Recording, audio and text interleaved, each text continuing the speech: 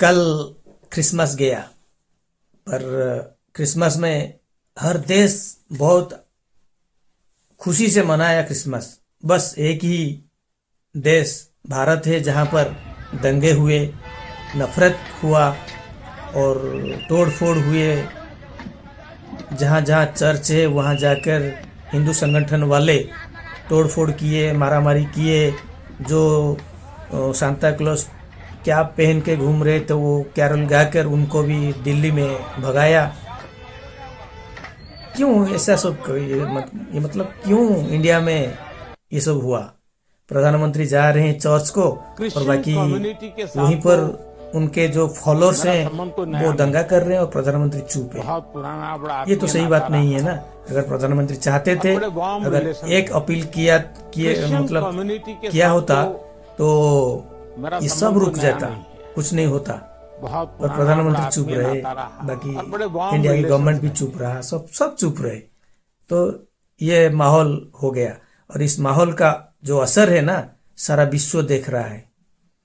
मतलब उड़ीसा में हुआ, लखनऊ में हुआ, छत्तीसगढ़ में हुआ, मतलब गोवा में हुआ, केरला में हुआ। यहाँ सब मतलब जाके चर्च के सामने हनुमान चालीसा भाई कौन पढ़ता है? आप लोग जाके वहां इतना ड्रामेबाजी किए, सब करना नहीं चाहिए था। देखिए, अगर आपको एक बांग्लादेशी जो हिंदू मारा गया उस पर खेद है, दुख है, होना चाहिए, तो वही सोचो भारत के 4 करोड़ लोग भारतीय भारत के बाहर विभिन्न देशों में हैं और वो लोग वहां होली, दिवाली, मतलब दुर्गा पूजा, नवरात्रा, गणेश पूजा सब मना रहे हैं।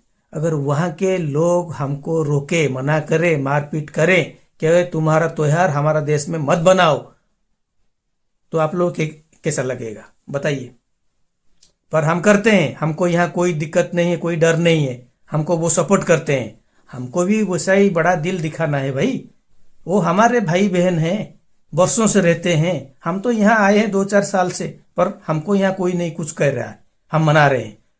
ऐसा मत करो भाई।